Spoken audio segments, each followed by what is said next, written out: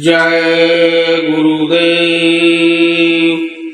बाबा जय गुरुदेव जी महाराज ने कहा कि आज भारतवर्ष में लाखों नर नारी प्रतिदिन नाम रूपी रॉकेट पर सवार होकर चंद्र लोक, सूर्य लोक, गंधर्व लोक, ईश्वर लोक, पर ब्रह्मा लोक तक खरबों खरबों मील एक सेकंड में चले जाते हैं और उन लोकों में घंटों विहार करने के बाद एक सेकंड भी नहीं लगता इस मृत्यु लोक में वापस लौट आते हैं।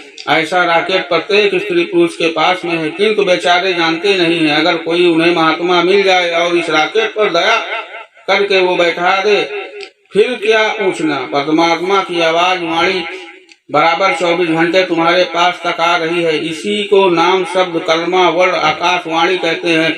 यह एक सीढ़ी है जिस पर चढ़कर खरबों मील तक तुम चले जाओ और लौट भी आओ। तुम्हारे जाने और आने में एक सेकंड का भी समय मुश्किल से लगेगा। ऐसे रॉकेट पर तुम्हें वहीं बैठा सकता है तुम्हें वही बैठा सकता है जो इस रॉकेट पर बैठा हुआ हो। तो नाम के भेद को जानने वाले महात्मा ही तुम्हें ऊपर के लोकों की सैर करा सकते हैं।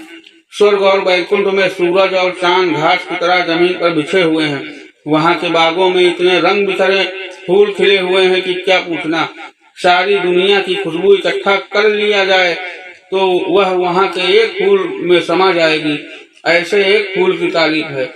महल वहाँ ऐसे हैं कि मड़ियों से चमचम चमकते रहते हैं। एक एक महल से तुमको करोड़ों वर्ष तक घूमते रहो फिर भी तुम उसका अंत नहीं पा सकते हो। नदियाँ तो इतनी बड़ी हैं कि जिधर से सूरज निकलता है और जिधर डूबता है इतने चौड़े तो उनके घाट हैं। नदी के किनारे मिट्टी और बालू का नामो निशान नहीं है। गोस्वामी जी ने ये सब कुछ देखा, फिर रामायण में लिख दिया।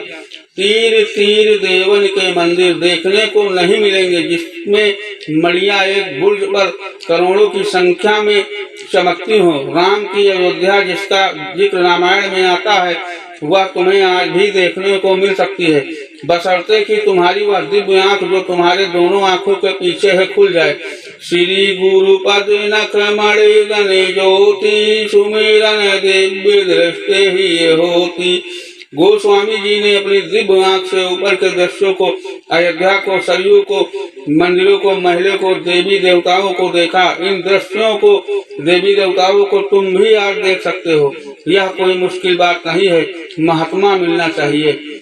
मैंने आपको बताया था कि पांचों देवता अग्नि, पृथ्वी, जल, वायु, आकाश आपसे बहुत नाराज हैं। उन्होंने बहुमूल्य वस्तुओं को अपने आंचल में छिपा रखा है। आप इन्हीं के तत्वों में रहकर अपराध करते हैं, इसलिए यह सब नाराज हो गए हैं। अगर महात्मा बीच में दखल अंदाजी न करे तो ये आपकी चटनी बना देंगे।